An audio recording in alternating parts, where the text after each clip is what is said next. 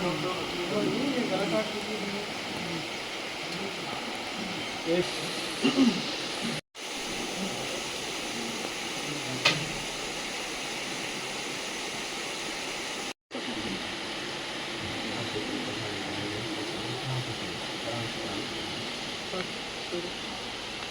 काटेगी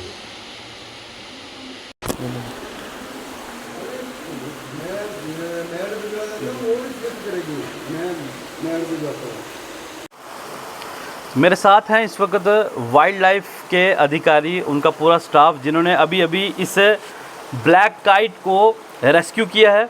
दरअसल ये एक पतंग की डोर में फंस चुका था और इसने बहुत निकलने की कोशिश की, लेकिन ये उसी डोर में और ज़्यादा उलझता गया, जिसकी वजह से इसका पर जो है पूरी तरह से डैमेज हो गया।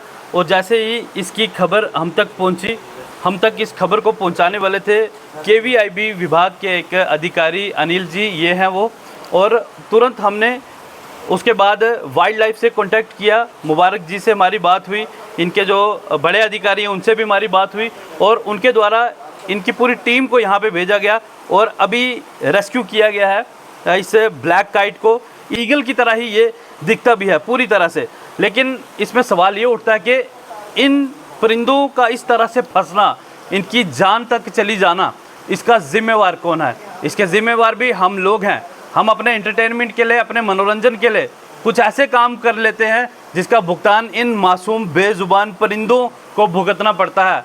कल छुट्टी थी और आज जैसे ही ये भाई साहब ऑफिस में आते हैं और देखते हैं ये परिंदा डोर के ऊपर लटका हुआ था और इन्होंने उसी समय हमसे कांटेक्ट किया और मैंने उसी वक्त वाइल्ड लाइफ से कांटेक्ट किया, जिनके अधिकारी यहाँ पे पहुँचे हैं और इन्हीं से बात करेंगे कि इनका रेस्क्यू ये किस तरह का रहा। सर, सबसे पहले आपको मुबारक है कि आपने एक परिंदे की जान को बचाया है। क्या कुछ कहना चाहेंगे? इस तरह के कितने रेस्क्यू आप पिछले 1 महीने से कर चुके हैं? शुक्रिया अंकित जी। ये अभी मुझे लगता है हमारा पिछले 1-1.5 महीने में 5वां रेस्क्यू है बर्ड का।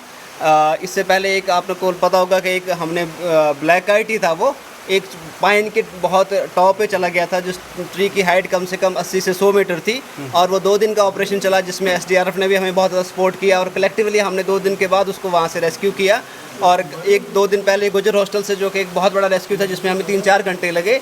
इस किस्म के रेस्क्यूज हम आयोजन कर रहे हैं, लेकिन हम जैसे जैसे देख रहे हैं कि इस जो ये डोर है, जिसको चाइनीज़ धागा या मांझा कहा जाता है, इसका यूज़ बढ़ रहा है और लोग जो है वो पतंगबाजी वगैरह बच्चे या कोई और लोग करते हैं।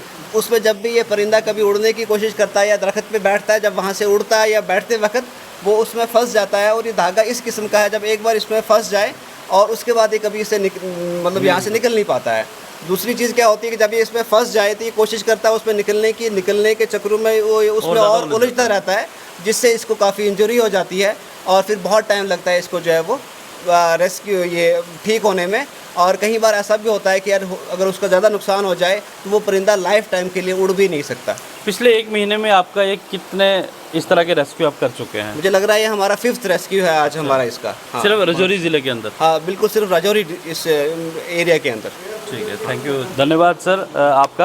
आपका पूरा नाम क्या है सर? मेरा Mohammad Mubarak, block officer wild life division Rajouri. ठीक है, तो ये मोहम्मद मुबारक जी हैं, ब्लॉक ऑफिसर हैं वाइल्ड लाइफ राजौरी के। और आप देखें ये मासूम सा दिखने वाला परिंदा, इसे ब्लैक काइट कहा जाता है। हम ज़्यादा समय नहीं लेंगे इनका, क्योंकि इन्होंने अभी इसे फ़र्स्ट एड भी देनी है, उसके बाद इसका पूरी तरह से इसका ट्रीटमेंट भी इनके ऑफिस में किया जाएगा।